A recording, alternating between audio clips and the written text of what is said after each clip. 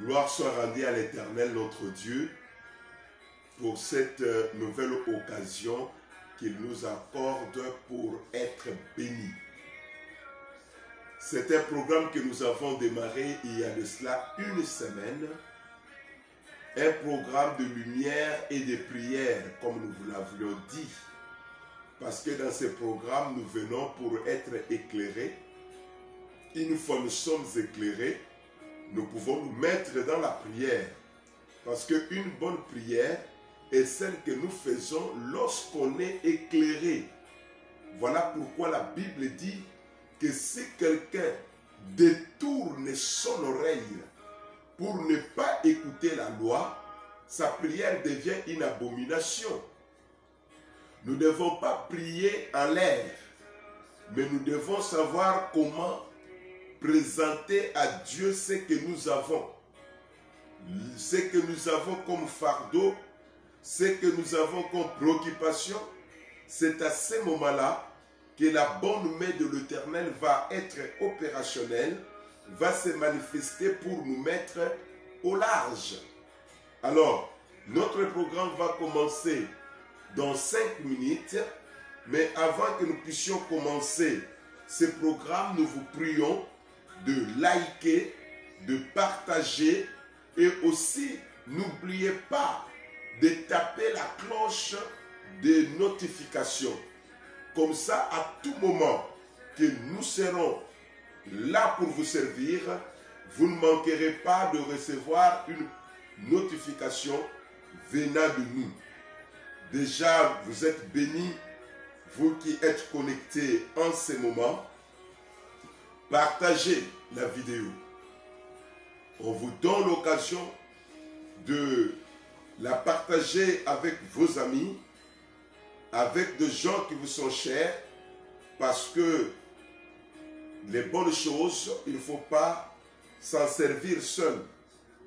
Il faut toujours les servir avec des personnes que vous aimez, des personnes que vous trouvez être de bonnes personnes pour vous, et le Seigneur ne manquera pas de vous faire du bien. Soyez bénis, continuez à partager. Je vous attends.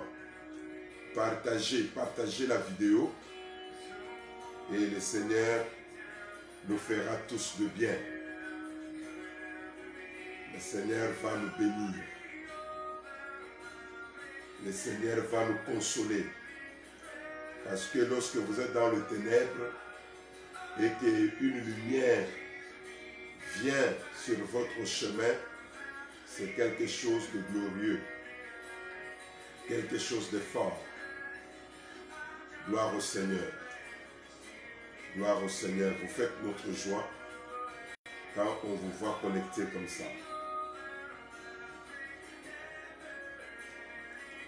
Partagez, hein? Aimez, partagez pendant les messages. Envoyez-nous vos commentaires. Ça sera toujours quelque chose de bien. Envoyez vos commentaires. Dieu merveilleux.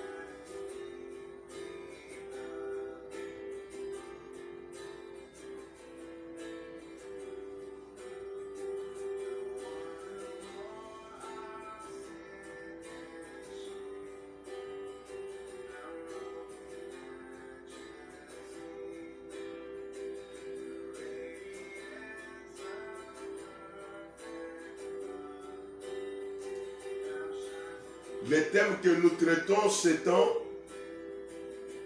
est très simple. qui m'attire ces malheurs, qui est à la base de ce que je suis en train de vivre, de ce que je suis en train de traverser. Ça me vient d'où cette souffrance? Ça me vient d'où ce blocage? Bien-aimés, le Seigneur va nous éclairer tous les lundis à partir de 16 h. Vous aurez ce message dans ce mois de mars avant que nous puissions vous proposer un autre programme avec d'autres horreurs, parce que nous avons aussi entendu vos préoccupations. Beaucoup nous ont envoyé des textos pour dire l'heure là ne nous convient pas, si on peut revoir ça dans les heures du soir, vers 20 h par exemple ou 21 h. Nous avons dit il n'y a pas de problème. Si Dieu nous a mis à cœur de travailler comme ça, c'est pour que vous puissiez écouter. Donc s'il faudrait que vous écoutiez, ça ne nous dérange pas, que nous puissions vraiment vous servir, que vous puissiez saisir la pensée de Dieu par rapport à ces temps. Nous voulons prier pour recommander ces moments entre les mains de Dieu. Demande au Seigneur de t'ouvrir un bon entendement, que tu écoutes sa parole comme écouterait un disciple, et que ce que tu vas saisir de cette parole puisse apporter la vie dans tous les domaines de ton être. Élevons nos voix, prions le Seigneur. Éternel notre Père et notre Dieu, nous venons au nom de Jésus-Christ te rendre de multiples actions de grâce pour l'opportunité que tu nous accordes de venir vers ces bien-aimés pour parler de ta part, communiquer la grâce, communiquer la vie, communiquer la guérison, communiquer des révélations, communiquer ce qu'il faut pour que ton peuple puisse vivre à la dimension de tes attentes. Accorde-nous, Seigneur, un entendement des disciples, qu'on puisse saisir comme les disciples, qu'on puisse comprendre ce que tu es, ce que tu as et ce que tu accomplis avec nous. Dans le glorieux nom de notre Seigneur Jésus-Christ, nous allons prier pour que tout ce que le diable avait déjà préparé pour embrouiller notre entendement, pour déranger ces moments, que cela soit rendu nul et sans effet, dans le glorieux nom de notre Seigneur Jésus-Christ. Prions le Seigneur. Éternel notre Père, éternel notre Dieu, éternel notre force, éternel notre bouclier, toi notre javelot, nous venons en ton nom contre toutes les forces négatives, toutes les puissances des mondes de ténèbres, ces esprits qui font en sorte que nous ne puissions pas saisir la pensée de Dieu, que nous ne puissions pas saisir la parole qui sera communiquée, que ces esprits soient rendus nuls et sans effet au nom tout-puissant de Jésus-Christ.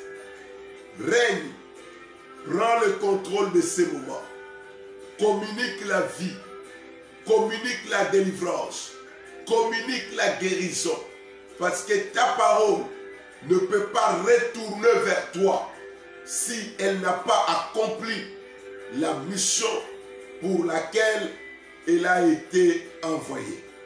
Merci d'être avec nous. Merci de nous soutenir. Au nom tout puissant de Jésus-Christ, nous venons de prier et nous disons Amen. Chers enfants de Dieu, nous sommes très contents de vous savoir déjà nombreux connectés à ces programmes. C'est un programme qui vient pour vous sortir de votre ignorance, afin que lorsque vous allez batailler, que vous ne puissiez pas frapper dans le vide, que vous puissiez au moins comprendre le pourquoi de votre combat. Ça vous vient d'où et quelles sont les armes que vous devrez avoir pour faire face à ces difficultés. La thématique que nous traitons, comme nous venons de le dire, est très simple. Qui m'attire ces malheurs? Nous avons dit que nous devons diagnostiquer, comprendre la cause de ce que nous vivons, de ce que nous traversons, de ce que nous endurons. Il ne faut pas qu'on puisse être ignorant de ce qui nous arrive. Parce que l'ignorance qui est les ténèbres détruit. Et nous n'allons pas accepter d'être détruits au moment où on nous propose la vie, le bonheur. Nous devons savoir les causes, autrement dit, les raisons, les sujets, les motifs de ce qui se passe, de ce qui s'opère, de ce qui nous arrive. Vous devrez comprendre, chers enfants de Dieu, que rien ne nous arrive par hasard. Tout ce qui nous arrive a une raison, a une origine, provient de quelque part. Et ici, la semaine passée, nous vous avons dit qu'il y avait trois causes, trois sources, trois origines de toutes les difficultés, de toutes les souffrances, de toutes les complications que nous pouvons vivre dans ce monde. Nous avons dit que Dieu, et avec Dieu, ses serviteurs peuvent être à la base de votre douleur, de votre souffrance, de votre misère, peuvent être à la base du fait que vous tournoyez sur place. Dieu et ses serviteurs peuvent être la base de votre souffrance. Nous avons vu ça avec Jonas. Dieu lui avait confié une mission. Lui voulait aller ailleurs. Non seulement il s'est compliqué lui-même, mais il a compliqué aussi la vie des innocents. Ces gens qui ont perdu leurs marchandises, ces gens qui n'ont rien bénéficié, n'étaient pour rien dans cette affaire-là. Et aujourd'hui, nous allons continuer dans le même élan.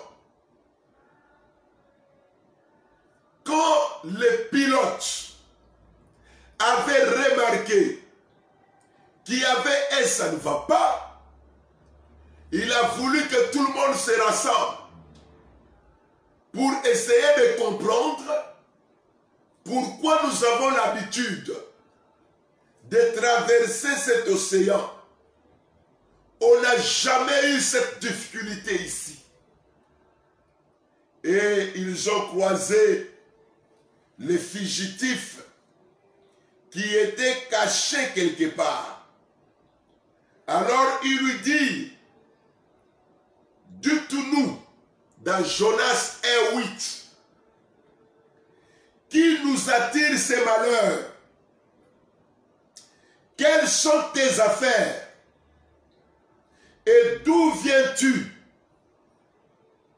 Quel est ton pays?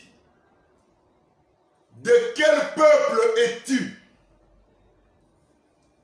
Et toutes ces questions posées sont des questions d'identification. Ça va nous permettre à bien comprendre pourquoi nous traversons cette difficulté. Bien-aimés, nous disons que lorsque une situation n'est pas bien diagnostiquée, la réponse ou le traitement que vous chercherez à donner à cette situation ne sera jamais cohérente. Ça ne va pas marcher. Parce qu'on ne peut pas vous administrer le traitement de l'estomac au moment où vous avez mal à la dent. Ils ont fait venir Jonas. Ils ont collé une demande d'explication. C'est ça avec Dieu. Souvent, nous accusons des innocents. Il y a certaines choses qui nous arrivent parce que nous voulons dévier le programme que Dieu a arrêté avec nous. Nous voulons fuir nos responsabilités. Et avec Dieu, ça ne peut pas marcher. Avec Dieu, il y aura un frein jusqu'à ce que vous allez vous corriger. Jusqu'à ce que vous allez vous amender. S'il n'y a pas cette correction, votre situation restera intacte. Peu importe vos heures que vous passerez dans la prière, peu importe le nombre de gens que vous réunirez pour accuser les autres, la situation restera intacte. Nous vous avons pris quelques exemples et nous voulons ici passer pour entrer dans la matière de ce soir. Nous vous avons parlé de ces enfants, 42 au total, qui se moquaient de l'homme de Dieu, qui se moquaient du serviteur de Dieu. Quand Élisée montait, ses enfants les suivaient par le derrière, comme pour dire, chauve, monsieur, vous êtes chauve, monsieur, et ses enfants, peut-être ils les faisaient dans l'ignorance, mais parce qu'on a touché à l'homme de Dieu, on a touché à loin de Dieu. Dieu a commandé 2 ours pour venir détruire, dévorer ces 42 enfants. Il est écrit dans la parole de Dieu, Dieu jugera son peuple, mais il aura pitié de ses serviteurs. Et lui-même dit que ne touchez pas à mes ouins, ne faites pas du mal à mes serviteurs. Mais là-dessus, chers enfants de Dieu, surtout avec l'arrivée des réseaux sociaux, ne vous en faites pas. Tout le monde qui parle de Dieu n'est pas forcément serviteur de Dieu. Et vous, enfants de Dieu, vous devrez avoir un sens de jugement élevé. Vous devrez avoir le discernement. Et dans Romains chapitre 2, la Bible dit, qui êtes-vous pour juger un serviteur d'autrui, même s'il tombe ou qu'il se relève, son maître lui-même s'occupera de lui. Vous, votre responsabilité à quel niveau? Écoutez-moi très bien. Lorsque vous pensez que ce que ce monsieur dit à la télévision ou encore dans une assemblée quelque part, si cela ne cadre pas avec votre esprit, avec vos convictions, bien-aimés dans le Seigneur, ne dites ni i ni o, parce que le mal chez les serviteurs de Dieu, on peut le voir, on peut l'entendre, mais ne mettez pas votre bouche. Laissez que celui qui l'a enrôlé, que celui qui l'a appelé, lui-même puisse, excusez-moi, s'occuper de lui. Il a un maître. Les temps sont tellement difficiles qu'il y en a beaucoup qui se sont eux-mêmes improvisés. Et si vous n'avez pas beaucoup de lumière les concernant, ne vous occupez pas d'eux. Écoutez, Moïse était allé prendre une femme étrangère.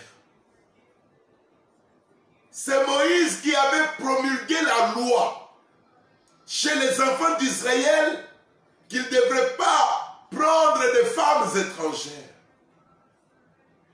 Myriam a mis sa bouche dans cette affaire. Elle s'est retrouvée avec la lèpre au corps. Tout cela pourquoi? Elle a voulu toucher à l'homme de Dieu. Michal est restée stérile parce qu'elle a voulu toucher à l'homme de Dieu qui était son serviteur, son mari. Comme il dansait avec ses forces, avec ses énergies, Myriam a cru que, Michal a cru que c'était un homme ordinaire. Même lorsque vous serez femme de serviteur de Dieu, même lorsque vous aurez des femmes de Dieu comme vos épouses, attention sur l'onction qui opère dans sa vie. Il y a une onction particulière. Et cette onction particulière a besoin d'un respect. Bien-aimés, ne confondez pas les choses. L'homme peut être ordinaire lorsqu'il n'a pas encore revêtu son manteau de serviteur de Dieu. Voilà pourquoi vous devrez savoir comment vous coopérez. Quels sont vos rapports avec les serviteurs de Dieu? Ils ne sont pas vos amis. Ils peuvent faire sombrir vos vies. Dieu juge son peuple. Il a compassion de ses serviteurs. Qui es-tu pour juger un serviteur d'autrui? Bien-aimés, ne vous créez pas de soucis. Laissez Dieu lui-même s'occuper d'eux. Laissez Dieu lui-même prendre le contrôle de ses serviteurs. Ne vous faites pas du mal. Ne vous faites pas du tort. Parce que le diable peut peut vous entraîner dans des situations où vous n'allez pas vous en sortir. Il les avait dit, Jonas, c'est moi le fautif. Que devons-nous faire avec toi? Ce sont là des questions que le pilote lui posait. Jetez-moi dans l'eau. Parce que j'ai un problème. J'ai un problème pas avec vous. Pas avec les membres de ma famille. C'est parce que je voulais fuir la mission de Dieu. Il est écrit dans la parole que maudit soit quiconque fait l'œuvre de Dieu avec négligence. Chers enfants de Dieu, nous devons être sages et être avertis. Ne pas nous laisser emporter n'importe comment sur quelqu'un qui porte la grâce de Dieu, sur quelqu'un qui a l'onction de Dieu opérant dans sa vie. Bien-aimés, nous devons faire attention. Lorsque vous avez reçu le mandat de servir Dieu, vous avez reçu la grâce de servir le Seigneur, donnez-vous à fond. Parce que la négligence de la chose de Dieu peut vous entraîner dans une difficulté hors pair. Vous pouvez vous retrouver dans une difficulté impossible. Vous pouvez vous retrouver dans une difficulté où vous ne saurez pas quoi faire pour vous en sortir. Chers enfants de Dieu, il est grand temps pour vous de rentrer au-dedans de vous pour comprendre qu'est-ce que Dieu attend de vous. Qu'est-ce que Dieu vous a donné comme mission? Parce que ne pas accomplir la mission que Dieu vous a donnée ou l'accomplir avec négligence peut vous attirer de malheur, peut vous attirer de souffrances, de difficultés. Arrêtez d'abord d'accuser les sorciers, les tantes, les oncles et consorts, bien-aimés dans le Seigneur. Le non-respect de la consigne donnée par Dieu, le non-respect de la mission que le Seigneur vous donne, peut vous mettre dans une situation difficile, dans une situation chaotique. Comprenez que Dieu peut être à la base de vos difficultés. Prenons Jean chapitre 9. Nous continuons dans ce qui nous attire, ces malheurs. Pourquoi nous sommes là? En passant soit dit, parce qu'à un moment donné, nous entrerons en profondeur de ces trois origines. Nous avons parlé de Dieu lui-même et de ses serviteurs. Nous vous avons parlé du diable et de ses acolytes. Nous vous avons parlé aussi de l'homme lui-même. Mais ce sont des choses que nous devons suivre de très près. Parce que nous vous dirons que quand ces souffrances viennent de Dieu, quoi faire? Quand elles viennent de Satan et de ses acolytes, quoi faire? Et quand ça vient de nous-mêmes, que devons-nous faire? Vous devrez comprendre que le diable peut être la cause de notre souffrance, lui et ses acolytes. L'homme lui-même peut être à la base de sa souffrance. Lorsqu'on vous demande Par exemple, de ne pas aller dérober. Vous vous entêtez, vous partez dérober. On vous attrape, on commence à vous bastonner. Vous allez accuser qui? La tante, l'oncle? Ou bien c'est vous-même qui avez organisé à ce qu'on puisse vous bastonner. Mais nous ne sommes pas encore arrivés là. Nous sommes encore dans la phase de Dieu, de ses serviteurs. Lorsque nous détournons nos regards de ce que Dieu veut faire avec nous, nous serons comme des Jonas. La douleur, c'est à quel niveau? La douleur est au niveau du fait que certains de nos forfaits peuvent mettre beaucoup de gens en difficulté. C'est là où il y a le problème. Les passants qui étaient dans ces navires, les autres peut-être n'étaient pas membres de la famille de Jonas. Mais regardez la perte qu'ils enregistrent à cause d'un seul individu. Vous pouvez être, vous, la cause de cette hémorragie de douleur, de souffrance dans votre foyer, dans votre famille, dans cette entreprise-là. Vous pouvez l'être.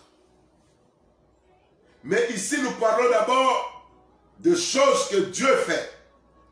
Jean chapitre 9, le verset 1er,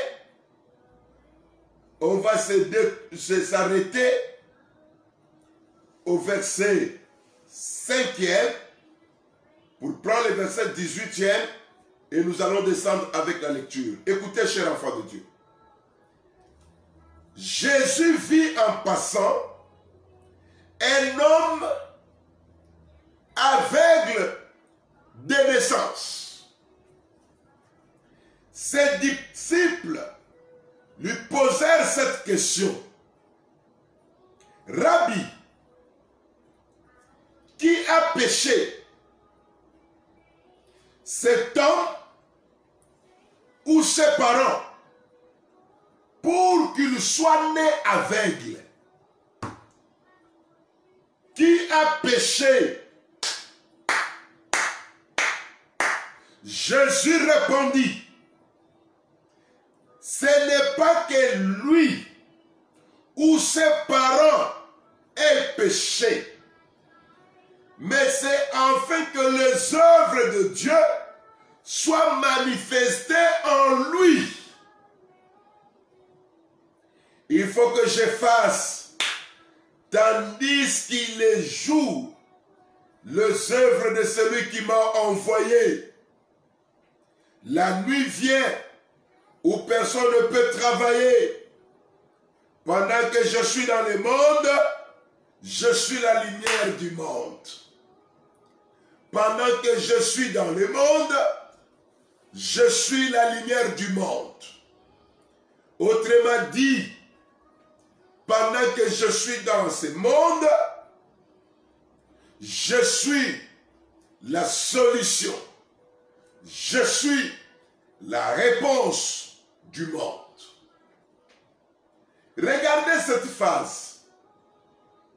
Elle est très intéressante. La Bible dit, Jésus passait pour lui.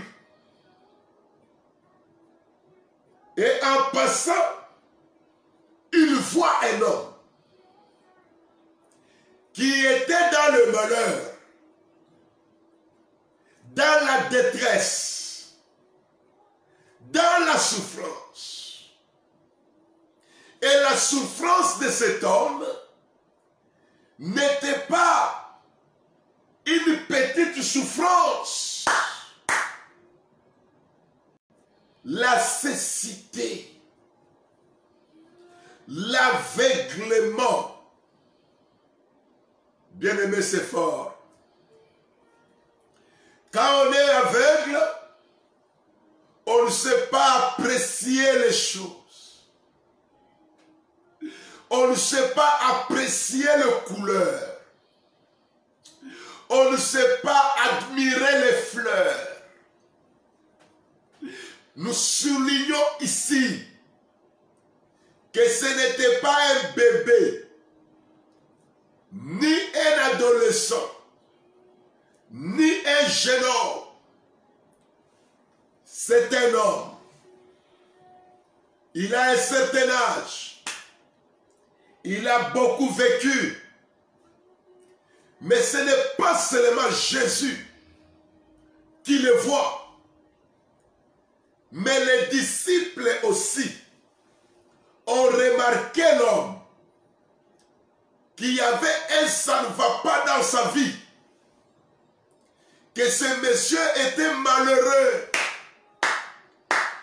Quand on est malheureux, comme ce monsieur aveugle, on cherche en tâtonnant les choses.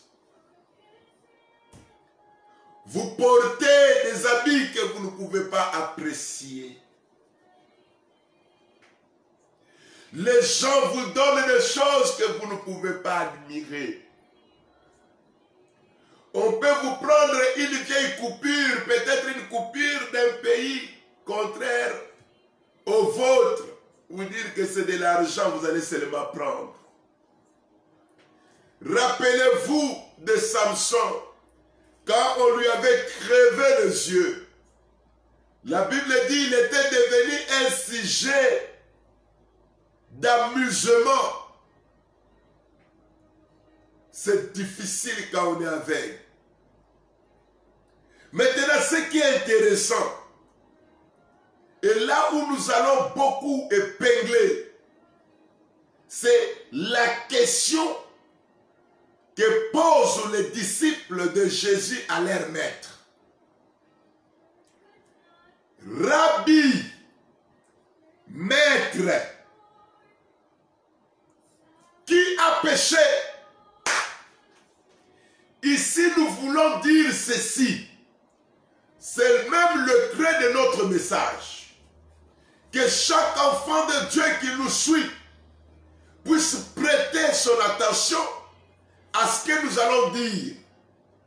Toute souffrance, toute difficulté, toute douleur, tout manquement n'est pas synonyme de péché. Ne pensez pas que les gens souffrent parce qu'ils ont péché. Posez la question à Job. Les témoignages de Job n'étaient pas seulement les témoignages venant des hommes, mais Dieu lui-même a témoigné Job. Il a posé à Satan la question: as-tu vu mon serviteur Job? Mais le témoignage dit quoi? Le témoignage dit que Job était un homme intègre et droit. Et comme cela ne suffisait pas, il a trouvé grâce aux yeux de Dieu. Mais il se retrouve dans la souffrance. Job a traversé des moments sombres de sa vie. Il a traversé des difficultés. Mais en lui, il n'y avait pas de péché. Toute souffrance n'est pas synonyme de péché. Quoique nous pouvons nous retrouver aussi dans la souffrance parce qu'on a péché. Qui a péché? Est-ce que c'est cet homme lui-même? Ou encore ce sont ses parents pour qu'il soit né avec? Pour qu'il soit né malheureux? Quand les autres apprécient les choses, lui ne peut pas les apprécier. Exactement comme votre situation. Vous ne savez pas apprécier la vie. tout est chaotique chez vous, tout est vraiment bloqué chez vous, cher enfant de Dieu, cher enfant de Dieu, c'est l'occasion pour vous de saisir ces messages. Jésus réplique, il dit, ce n'est pas que lui ou ses parents aient péché, mais c'est afin que les œuvres de Dieu soient manifestées en lui. Que les œuvres de Dieu. Or, Jésus était venu pour accomplir l'œuvre de Dieu. Et quand l'appel vous est lancé pour être au service de Dieu, ne compliquez pas. Répondez favorablement à l'appel. Laissez Dieu vous travailler, vous équiper et vous envoyer là où il veut. Et votre vrai problème, c'est de lui obéir. Un jour, les gens se sont approchés de Jésus pour lui demander, que devons-nous faire pour faire l'œuvre de Dieu? Jésus les a dit, l'œuvre de Dieu est que vous croyez à celui qui l'a envoyé. Et lorsque le Seigneur vous appelle et que vous répondez favorablement à l'appel, ce qui vous reste, c'est quoi? C'est l'obéissance. C'est la soumission. C'est la docilité. Ne nous comportons pas comme Jonas, qui a mis sa vie en difficulté, mais aussi la vie des innocents. Parce que par rapport à votre appel et à votre environnement, Dieu sait le nombre de personnes que vous gagnerez dans votre environnement. Les missions de Dieu sont à accomplir avec joie, avec promptitude. Parce que lorsque nous allons nous lancer à l'œuvre de Dieu avec négligence, bien aimés, nous serons maudits. Il est dit maudit soit celui qui fait. On n'a pas dit celui qui n'a pas fait. Il le fait, mais il fait avec négligence. Qui a péché pour que cet homme soit malheureux? Jésus dit non, ce n'est pas lui. Non, ce n'est pas aussi ses parents. Quand c'est comme ça, qu'est-ce qu'il faut faire? Quand vous ne vous reprochez de rien, mais que vous êtes dans le malheur, qu'est-ce qu'il faut faire? Il faut se soumettre à Dieu. Dans ce cas-là, comprenez que vous êtes en train de traverser une épreuve. Et quand vous traversez l'épreuve, vous êtes de l'or. L'or est épuré que par le feu. La fourneuse dans laquelle vous vous retrouvez, dans votre innocence, fera éclater la gloire du Seigneur. Jésus dit, ni lui, ni ses parents, c'est pour que les œuvres de Dieu soient manifestes en lui. Il y a des moments où Dieu nous met à l'épreuve. D'ailleurs, soulignez ça dans votre esprit. Dieu ne vous amènera pas dans une dimension plus élevée que là où vous êtes s'il ne commence pas par vous éprouver. L'apôtre Pierre dit, ne voyons pas cela comme une chose étrange de la fournaise dans laquelle nous nous retrouvons, parce que tous nos frères dans le monde entier passent par là. Job était innocent. Dans son innocence, ses amis l'ont condamné. Les autres ont dit non, un homme juste ne peut pas souffrir comme ça. Job, tu dois avoir fait quelque chose. Tu ne peux pas chuter comme ça.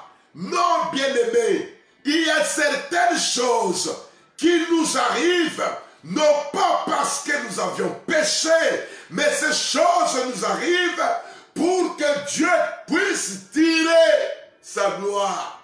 Et dans ces moments-là, quelle doit être notre attitude? Nous devons être patients vis-à-vis de Dieu pour qu'il accomplisse son œuvre dans nos vies. Certains malheurs, ce n'est ni Satan, ni les oncles, mais Dieu lui-même organise ça pour que nous restions attachés à lui. C'est pour que nous puissions tourner nos regards vers lui. Il y a certains malheurs qui frappent à votre porte, qui sont des messages, qui sont des appels de Dieu. Interrogez la plupart des serviteurs de Dieu aujourd'hui. Ils vous diront que le Seigneur les avait visités au moment où ils traversaient les moments difficiles. Les circonstances difficiles sont aussi des moments d'interpellation. Soyons patients, que Dieu accomplisse son œuvre. Oui, ce monsieur n'était pas guéri quand il avait 5 ans. Il n'était pas guéri à 10 ans. On nous parle d'un homme. Un homme, c'est quand on dépasse 18 ans. On est responsable. On peut prendre des décisions. On n'est plus trop dépendant des parents. D'ailleurs, vous allez le voir, lorsque Jésus l'a guéri, on a voulu interroger les parents. Les parents ont dit non, non, non, non, non. Interrogez-lui lui-même. Il a de l'âge. Il peut s'exprimer. Nous savons seulement que c'est notre fils. Nous n'avons pas beaucoup de choses à vous dire. Nous savons que ce fils est né aveugle. Il y a la souffrance où Dieu lui-même fait des choses. J'aime bien prendre l'exemple de Zacharie et de sa femme Élisabeth. C'étaient des grands serviteurs de Dieu. Ils servaient Dieu avec courage, avec empressement. Mais Dieu les avait rendus stériles pour un temps. Quelle souffrance! Mais il avait planifié des choses, que ce vieux couple servirait à sa gloire. Et nous connaissons la fin de l'histoire. Ils ont eu un fils qui était le précurseur de la venue de Jésus-Christ. Je parle ici de Jean, qui veut dire faveur. Dieu les a accordé la faveur. Mais avant cette faveur, ils étaient dans la souffrance. Vous êtes dans un malheur, vous ne savez pas quoi faire, mais en rentrant au-dedans de vous, vous n'avez pas péché, ce n'est pas grave. Continuez à servir Dieu. Ce n'est pas grave. Continuez à les louer. Continuez à les louer, à les célébrer, à soutenir son œuvre.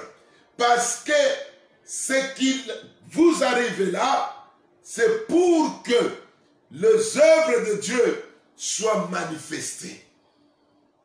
Pour que les œuvres de Dieu soient manifestées. Et Jésus dit, pendant qu'il est jour, je n'attends pas pendant qu'il est jour. Il faut que je fasse l'œuvre de celui qui m'a envoyé. Il faut que je travaille parce que aussi longtemps que je suis dans le monde, je viens pour apporter la lumière. Vous souffrez pour une cause juste, le Seigneur va vous justifier. Le Seigneur va vous justifier. Et vous connaissez vous-même quelle a été la fin de Job. L'innocence. Non, notre Dieu est un Dieu juste. Il ne tente personne et il ne peut être tenté par personne. Mais comprenez que Dieu peut nous mettre dans des épreuves. Nous avons même envie de dire dans de multiples épreuves qui m'attirent ces malheurs. Il y en a d'autres, moi-même, je n'ai pas de réponse. Qui a péché pour qu'il soit né aveugle? Est-ce que c'est lui ou c'est ses parents? Il faisait allusion aux parents parce que les parents sont aussi à la base de beaucoup de malheurs de leurs enfants. Nous en parlerons. Nous en parlerons. Tout comme aussi les enfants, certains enfants bien sûr, sont à la base de certains malheurs de leurs parents. Nous en parlerons. Nous ne voulons pas être pressés par rapport à ces programmes. Il a été conçu pour vous. Nous irons slowly, doucement comme disent les anglophones, pour que vous saisissiez quelque chose. Et quand vous allez commencer à traverser des difficultés, que vous puissiez bien diagnostiquer votre souffrance pour trouver de bonnes solutions. Jésus calme la situation. Il dit à ses disciples, ni lui, ni les parents. Et nous voulons signaler ici que les parents de cet homme ici étaient aussi des fervents serviteurs. Et même, ils avaient refusé de répondre par crainte d'être exclus de la synagogue. Ils ne voulaient pas se mélanger des affaires qu'ils ne maîtrisaient pas trop. Parce que lui-même, l'homme, a dit, moi je suis surpris de comprendre que vous ne savez même pas d'où il vient. Mais ce que moi je sais que j'étais seulement aveugle. Le reste là, c'est vous qui pouvez m'expliquer parce que vous voyez, vous saviez. Les gens étaient contents de le voir mendier. Les gens étaient contents de savoir que c'était leur voisin. Parce que la Bible dit au verset 8e, ses voisins et ceux qui l'avaient connu comme un mendiant, ceux qui l'avaient auparavant, j'aime bien la Bible, ses voisins et ceux qui auparavant l'avaient connu comme un mendiant disaient, n'est-ce pas là celui qui se tenait assis et qui mendiait? La mendicité est une souffrance. Vous êtes sous le soleil. On peut ne pas vous donner. Et ce qu'on vous donne là, ça ne peut pas répondre à vos besoins. Ouh! Il mendiait. Mais à la visitation du Seigneur, il y avait une confusion totale. Les uns disaient, c'est lui. D'autres disaient, non, mais c'est lui, c'est quelqu'un qui lui ressemble. Non, non, non. Et lui-même disait, c'est moi. Bien-aimé dans le Seigneur, restez attachés au Seigneur dans la souffrance. Si vous êtes innocent, parce que Jésus justifie cet homme, il dit ce n'est pas lui, il dit ce n'est pas ses parents. Bien-aimé, il reçoit la justification de Dieu. Et cette justification de Dieu, lorsqu'il est allé se laver au réservoir Siloé, tout a changé. Tout a changé. il est devenu les thèmes de leur histoire, les thèmes de leur conversation. Les autres disaient que c'était lui. Les autres disaient ce n'était pas lui, c'est quelqu'un qui lui ressemble, mais lui-même donnait la confirmation que c'est bien moi. Et je vous annonce déjà même que le travail que vous m'avez imposé, parce que j'étais aveugle, vous m'avez imposé la mendicité. À partir de maintenant, comme je vois, je ne veux plus faire ça. Bien-aimés, nous vous disons avec certitude que dans ce message, il y aura beaucoup de mutations. Vous quitterez d'un domaine pour un autre. La gloire de Dieu va vous accompagner. Vous allez faire de succès. Votre problème, c'est de vous soumettre. Qu'est-ce que cet homme a fait? Il n'avait pas péché, ses parents non plus, mais qu'est-ce qu'il a fait? Il a obéi quand Jésus lui avait dit, va au réservoir de Siloé. Siloé veut dire envoyer. Va là-bas, dans la souffrance. Vous savez, quand lui appliquait la boue, il ne voyait pas toujours. Il pouvait se dire, ce monsieur est venu se jouer de moi. Je suis déjà aveugle. Maintenant, il me met la boue. Non, l'homme n'a pas cherché à se justifier. Il a répondu à l'appel du Seigneur.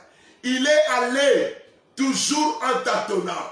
Les autres qui le voyaient en chemin, imaginez un peu qu'est-ce qu'ils pouvaient dire de lui. Parce que les gens le connaissaient. Ici, on nous parle de ses voisins. Il y a des gens qui le connaissaient. Jésus est resté quelque part. Lui, on lui dit, va te laver.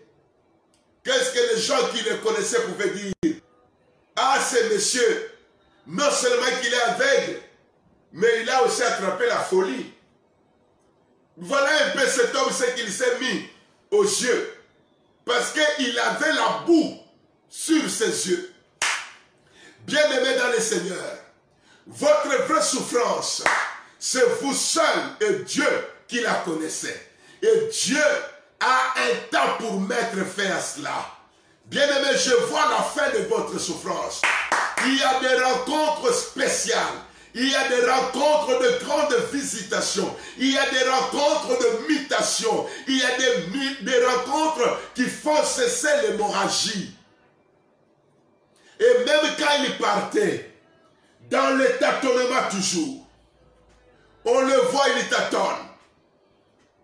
Les disciples n'avaient pas intervenu. Jésus a dit, ce n'est pas lui, ce n'est pas ses parents qui ont péché. C'est pour que les œuvres de Dieu se manifestent. C'est pour que les œuvres de Dieu, laisse que les œuvres de Dieu se manifestent cette saison dans votre vie, dans votre santé, dans vos entreprises, dans vos foyers, dans la famille, dans vos états, dans le gouvernement, dans tout, que les œuvres de Dieu se manifestent. Il est temps de manifester les œuvres de Dieu. Et nous commençons à manifester ces œuvres de Dieu lorsque nous tâtonnons. Lorsque nous tâtonnons. Lorsque nous tâtonnons. Bien-aimé, plus tu avances, plus ta souffrance va maintenant prendre fin. Plus nous avançons, plus la douleur va diminuer. C'est comme un traitement. Vous êtes malade, plus on vous administre le traitement, plus la maladie va vous laisser. Et je vois quelqu'un ici dont la souffrance est en train de quitter. Cette souffrance qui t'avait enveloppé comme un manteau te quitte déjà. Toi, va à Siloé. Toi, va à Siloé. Ne suis pas les discours des gens que tu vas rencontrer dans ton chemin. Ne raconte pas ton histoire aux gens qui ne peuvent pas te donner la solution. Toi, on t'a dit par le maître, va à Siloé te faire laver. Il est là, aveugle, il tâtonne. Il tâtonne, peut-être personne n'est à ses côtés, mais il a la boue aux yeux. Qu'est-ce que les gens ne pouvaient pas dire? Quelle souffrance! Les autres peuvent même insulter ses parents. Peuvent même dire que c'est les parents qui l'ont sacrifié. Les parents étaient pour rien. Ils n'avaient sacrifié personne. Mais l'enfant était aveugle. Mais l'enfant était aveugle.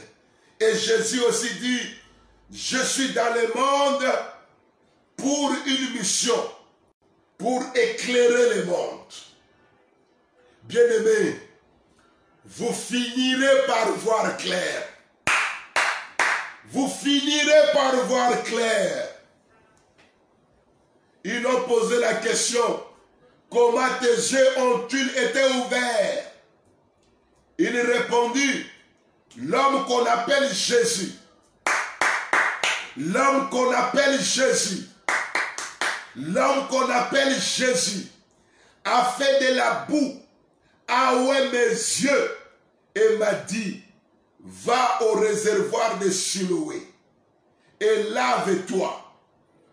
Je suis allé, je me suis lavé et je puis voir.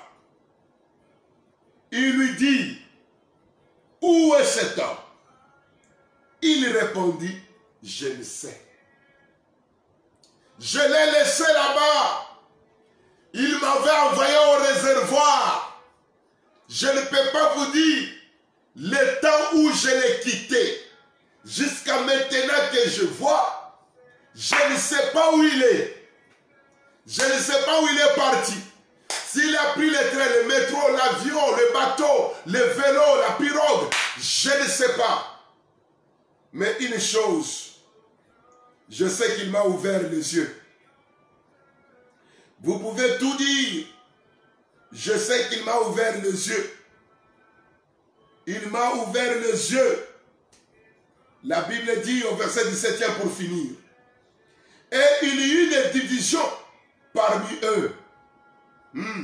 À ton sujet, il y aura aussi des divisions comme ça. Les autres vont dire que tu as touché au fétiche. Les autres vont dire que c'est Dieu.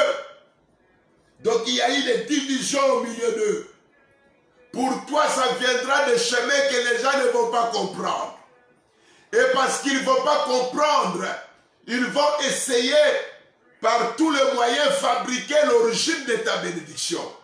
Ils vont t'accuser. Ils vont dire que ce n'est pas vrai.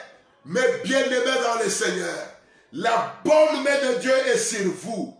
Vous allez voir clair. La Bible dit, il dit encore à l'aveugle. Comprenez que lorsque vous serez bénis de la part de l'Éternel, il y aura trop de questionnements. Comment vous avez fait? Vous étiez avec qui? Votre mentor c'est qui? Qui vous parraine? Cet homme qu'on appelle Jésus. C'est lui qui est notre parrain. Cet homme qu'on appelle Jésus. C'est lui qui parle pour nous. Cet homme qu'on appelle Jésus. Ah, ce monsieur a une soirée interrogatoire. Après, on s'approche de lui. Il dit encore à l'aveugle, toi, que dis-tu de lui sur ce qu'il t'a ouvert les yeux? Il répondit, c'est un prophète. Comme cela ne suffisait pas, verset 19, et ils interrogèrent les parents en disant, est c'est là votre fils que vous dites être né aveugle, dans la souffrance, dans la misère? Comment donc vois-tu maintenant? Comment il sort de ses malheurs? Ses parents répondirent, nous savons que c'est notre fils et qu'il est né aveugle.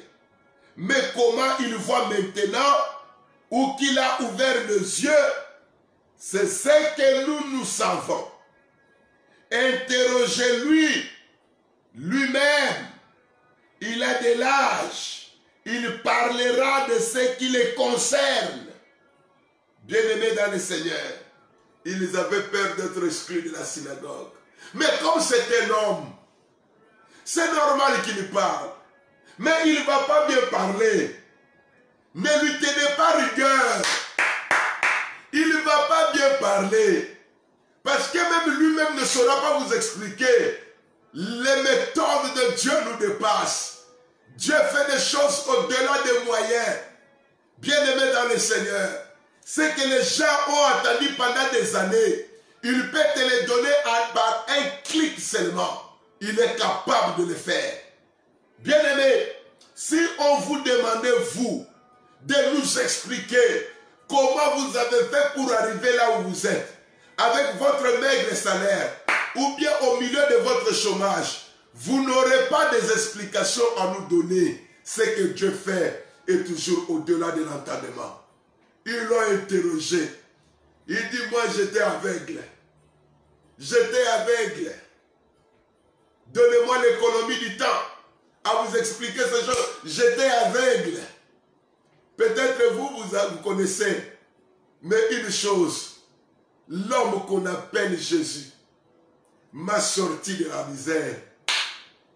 Le manteau de misère qui m'aidait à mendier, je peux jeter ça maintenant. Je peux travailler moi-même.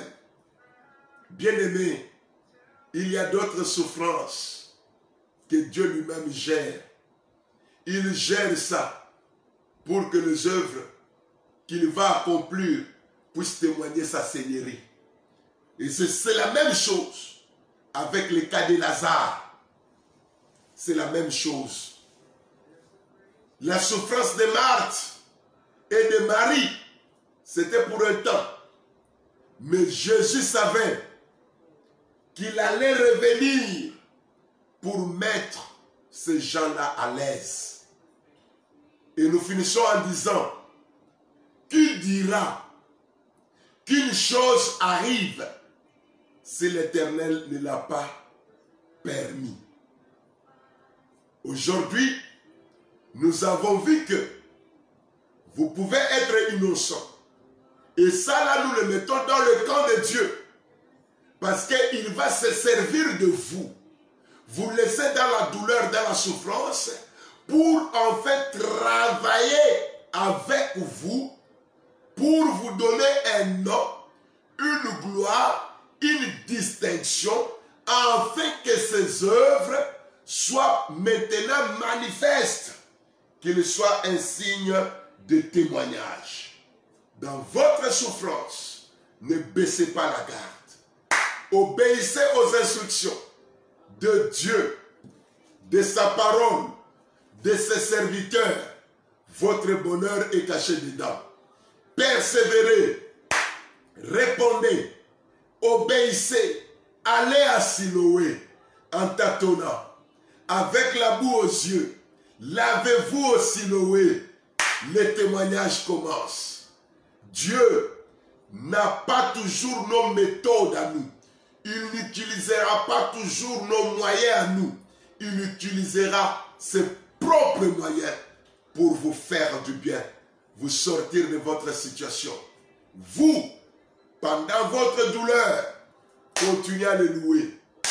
Dans votre douleur, continuez à l'exalter. Dans votre souffrance pleure, continuez à le servir. C'est dans l'obéissance qu'il viendra intervenir pour vous sortir de votre malheur. Que la bonne main de Dieu soit sur vous. Demeurez bénis et prenons rendez-vous demain à partir de 16h. Pour le moment, inclinons nos têtes. Un seul point de prière. Demande à Dieu que puisque je suis innocent, puisque ce n'est ni moi, ni mes parents, manifeste maintenant tes œuvres dans ma vie. Come on, prions le Seigneur. Éternel des armées, le Créateur incréé, qui m'attire ces malheurs, après examen de conscience, après méditation, ma soeur, mon frère, peut reconnaître qu'il n'est pour rien, peut reconnaître qu'il est innocent. Mais la Bible dit, qui dira qu'une chose arrive, si l'Éternel n'en est pas l'auteur, si ce n'est pas moi, si ce n'est pas le diable, si ce n'est pas ses acolytes, c'est que c'est toi. Oh Dieu, puisque c'est toi, fais manifester tes œuvres. La Bible dit, pendant qu'il est encore jour, je fais l'œuvre de celui qui m'a appelé. Pendant qu'il est encore jour, fais éclater ta gloire, fais éclater ta force, fais éclater ta seigneurie. Que tout ce que tes enfants attendent de toi, que cela se manifeste. Oui Seigneur, toute souffrance a sa fin. Papa, mets fin à leur souffrance.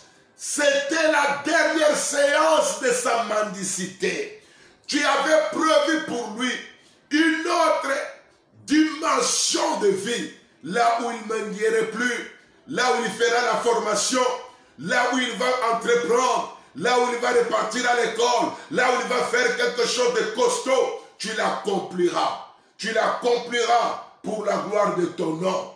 Au nom tout-puissant de Jésus, manifeste tes œuvres à travers la vie de tes enfants.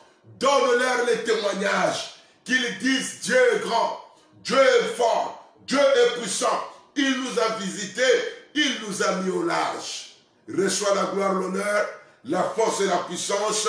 Au nom puissant de Jésus-Christ, nous venons de prier et nous disons Amen. Prenons rendez-vous demain à 16h. Shalom dans vos maisons. Et au son de ma voix, que les œuvres de Dieu, commencent à se produire. Ça va venir par des voies inattendues. Ce n'est pas par le chemin que vous avez tracé, mais ça viendra par le chemin de Dieu. Shalom dans vos maisons. Bye bye. On se retrouve demain à 16h.